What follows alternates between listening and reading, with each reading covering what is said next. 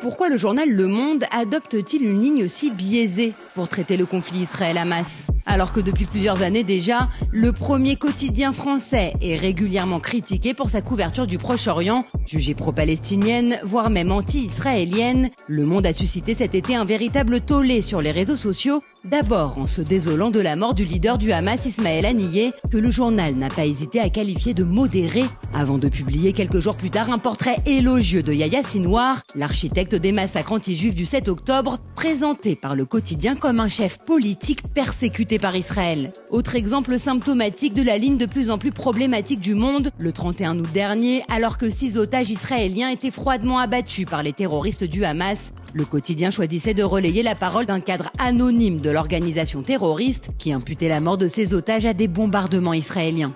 Si cette posture éditoriale à la limite de la complaisance vis-à-vis des frères musulmans et du terrorisme n'est pas franchement nouvelle pour le quotidien, elle est aujourd'hui assez clairement incarnée par son rédacteur en chef adjoint du service international, Benjamin Barth. Dans ses articles, le journaliste impute à Israël l'entière responsabilité du conflit.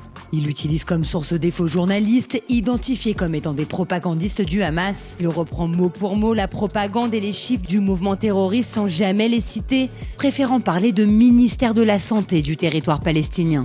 Et si la liste des dérapages ou des articles douteux signés Benjamin Barth est très longue, les tweets qu'il publie sur les réseaux sociaux sont encore plus éloquents. Le 7 octobre d'abord, et alors même que des familles juives se faisaient massacrer, violer ou brûler vives, Benjamin Barth choisissait de reposter des messages pleins d'empathie pour les terroristes palestiniens. La principale question à laquelle répondre est « Quel avenir avons-nous à leur offrir ?» Car une génération qui n'a plus rien à perdre est imprévisible, on l'a compris ce matin. Le lendemain, il repostait également des tweets qui imputaient la responsabilité de la barbarie du Hamas à Israël.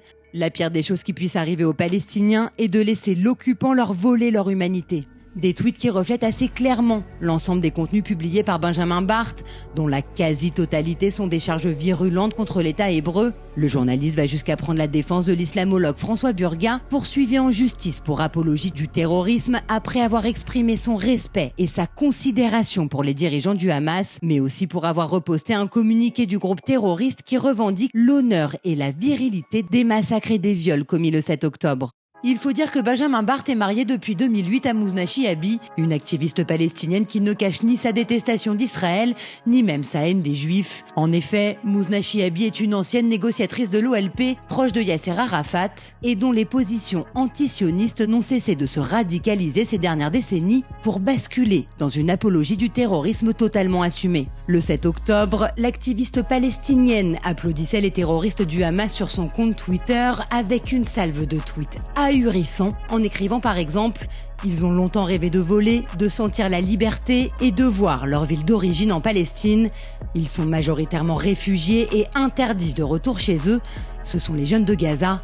Liberté, Free Palestine ». Depuis, elle multiplie à un rythme effréné des posts extrêmement virulents à l'égard de l'État hébreu et pleure la mort d'Ismaël Haniyeh en ces termes « Que Dieu ait pitié de lui et de tous nos martyrs ». Et que Dieu détruise le régime sioniste. Mouznachi Habi donne aussi régulièrement dans l'antisémitisme. Elle poste des photos de juifs français en kippa pour établir des parallèles douteux avec la Cisjordanie. Elle surnomme avec une ambivalence malsaine les juifs pro-palestiniens de self-hating Jews et elle alimente des thèses complotistes en affirmant que le CRIF dicte la politique du gouvernement français ou en accusant diverses organisations juives d'avoir commandité son licenciement pour la silencier, selon ses propres termes. Après avoir été évincée de l'organisation CARE pour sa radicalité, Mouznachi Habi travaille aujourd'hui avec François Burga au CAREP, le centre de recherche qualifié par tous les spécialistes de bras armés du soft power qatari, un poste qui devrait soulever la question d'un réel conflit d'intérêts pour Benjamin Barth et qui rend d'autant plus incompréhensible l'absence totale de réaction du journal Le Monde, alors que le quotidien a été jusqu'à écarter l'une de ses journalistes à cause de ses liens maritaux avec un conseiller de Gabriel Attal. Comment justifier cette politique du deux poids deux mesures et comment expliquer que le premier quotidien français laisse officier en son sein un militant qui semble bien décidé à diffuser son idéologie pro-Hamas à des millions de lecteurs?